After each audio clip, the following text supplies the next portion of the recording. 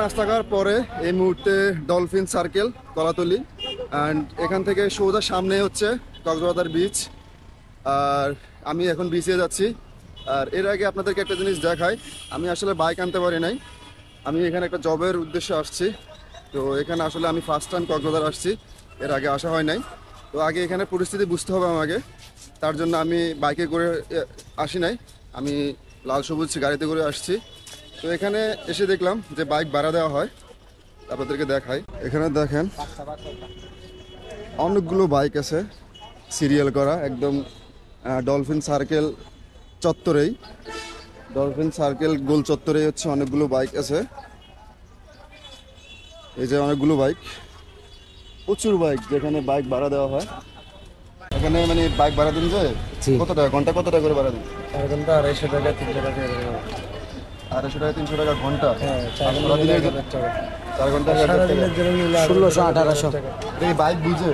হ্যাঁ, জিক্সার যেটা আছে এটার জিক্সার ম্যাগেট যেগুলো আছে এগুলো ঘন্টা 300, জিক্সার আপনার মোটর যেগুলো আছে এগুলো 250 টাকা মনোটন। হ্যাঁ, সিঙ্গেল ডিস্ক যেটা ডাবল ডিস্ক এরকম মোটর আছে ওটা 300 টাকা ঘন্টা। 300 টাকা পার ঘন্টা। 4 ঘন্টা 300 টাকা না, 4 ঘন্টা 1000 টাকা রাখি, যদি আপনার মানে কথাবার্তার মাধ্যমে আর কি। এমনি 1 ঘন্টা 2 ঘন্টা নিলে এরকম 300 টাকা রাখি, 600 টাকা রাখি। 2 ঘন্টা নিলে, 4 ঘন্টা নিলে 1000। 4 ঘন্টা নিলে আমরা 1000 টাকা দিয়ে দিই। ঠিক আছে, দেখছিলেন আসলে এখানে বাইক ভাড়া দেওয়া হয়। জিক্সার যেটা মনোটন ওটা হচ্ছে 200 টাকা রাখা ঘন্টা, আর যেটা 2020-21 মডেল ডাবল ডিক্সের ওটা হচ্ছে ঘন্টা 300 টাকা রাখে। আর 4 ঘন্টা নিলে 1000 টাকা রাখে আর কি, সামান্য কিছু কমাই রাখে। তো আমি এই মুহূর্তে এখন বিচের মধ্যে যাচ্ছি। আর ডলফিন সার্কেল থেকে একটু সামনেই পশ্চিমে আসলেই হচ্ছে, এবং ডলফিন সার্কেল থেকে দেখাই যায় বলতে গেলে কক্সবাজার বিচ। ফাইনালি আলহামদুলিল্লাহ কক্সবাজার সমুদ্র সৈকত চলে আসলাম। আমি এই মুহূর্তে বিচের পাশাপাশি আছি। তো যেটা বলছিলাম, আসলে বাইক নিয়ে আসার কথা ছিল আমার, আমি ভাবছিলাম বাইক নিয়ে আসবো, বাট এখানে যেহেতু আমি ফার্স্ট টাইম আসছি এবং সিঙ্গেল, আর ট্যুরের জন্য আসি নাই, ট্রাভেল করার জন্য আসি নাই, আসছি হচ্ছে জবের জন্য। কিন্তু বাইক নিয়ে আসার কথা ছিল কিন্তু আসি নাই এই জন্য, কারণ এখানে আগে পরিস্থিতি বুঝতে হবে, আমাকে চিনতে হবে। চেনার পরে হচ্ছে, কারণ একটা জায়গায় আমি নতুন করে যখন যাব তখন ওই এলাকার পরিস্থিতি বুঝতে হবে।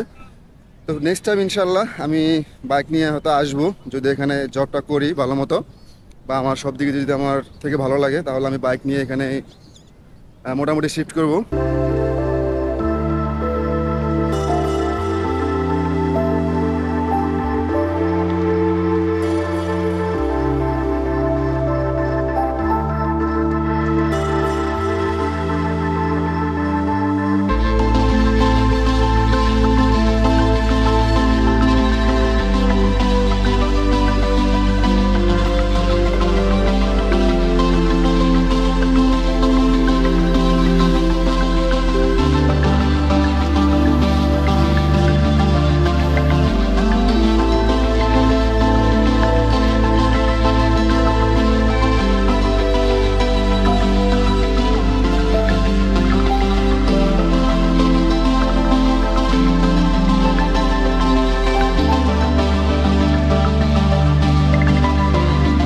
কত টাকা করে?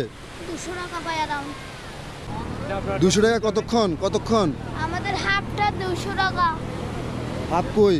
এখান থেকে ডিভাইন পয়েন্টে যাবেন আবার আসবেন, আর সুগন্ধায় করলে 300 টাকা। তুমি তো দাম বেশি বলতেছো ছোট ভাই। লংটো যান 250 টাকা দিয়ে। হাফ ঘুরতে বলছিল তোমার মতো একজনে 100 টাকা, এখন তুমি হাফ ঘুরিয়ে আনবে বলতেছো যে 200 টাকা, বেশি বলতেছো না? আচ্ছা দেখি, হ্যাঁ কত? 250 টাকা দিয়ে লংটা। 250 টাকা দেবো না, লংটা 200 টাকা দেবো। একদম সুগন্ধা বীজ থেকে ঘুরে আসবো এখানে আবার, ঠিক আছে? লংটা 200। হ্যাঁ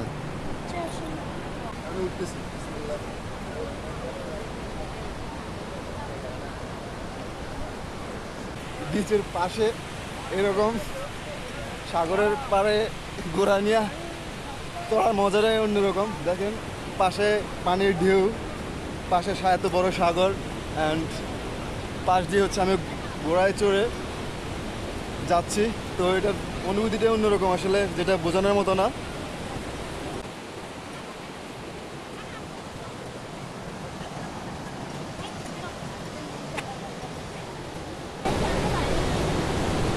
তোমার সুগন্ধ বীজ তো গেলে না? হ্যাঁ হ্যাঁ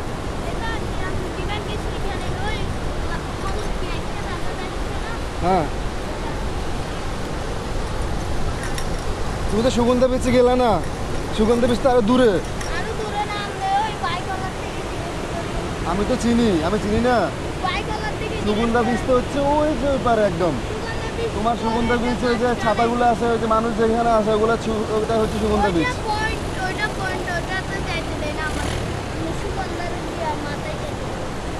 মানে সুগন্ধা বর্ডার। হ্যাঁ আচ্ছা যাই হোক, তো সুগন্ধা বীচ বলে হচ্ছে ঘোরাতে উঠলাম, বাট সুগন্ধা বীচ পুরোপুরি পয়েন্টে যাওয়া হয় না আর কি। ওরা বলতেছে যে সুগন্ধা বীচ যাইতে দেয় না, যে বর্ডার আছে সুগন্ধা বীচের যে বর্ডার। এটা কোন বীচ বলে? এটা হচ্ছে কলাতলি বীচ। কলাতলি বীচ থেকে সুগন্ধা বীচে যাওয়ার জন্য ঘোরাতে উঠছিলাম। সুগন্ধা বীচের মানে বর্ডারে এসে তারপরে ঘুরিয়ে নিয়ে চলে আসছে আর কি, পুরোপুরি সুগন্ধা বীচ পয়েন্টে যায় নাই। তো আসলে এখানে পরিস্থিতি যাই হোক, যতই কথা বলে আপনি উঠবেন, এখানকার নিয়ম নীতি অন্যরকম। আসলেই বাস্তবতা হচ্ছে এটাই। এখানে এই বিচের এরিয়াতে চলে, এই জন্য বিচ বাইক বলা হয় না? কিভাবে রাইড করা যায় এটা? বড় রাউন্ড কত টাকা, ছোট রাউন্ড কত টাকা? হ্যাঁ হাফ রাউন্ড দিলে হচ্ছে কত টাকা? 300 টাকা। হাফ রাউন্ড দিলে কি এর কম রাখা যায়? পুরোটা করে নেক্সট ডে কম হয়ে ফুল ঘুরবো না, ফুল বললে তো ফুল নাই না। একদম পুরোটা পুরো আসতে পারবেন, চালিয়ে মজা করবেন। হ্যাঁ হ্যাঁ একদম নিসর্গ আছে না, নিসর্গ পর্যন্ত যাবেন।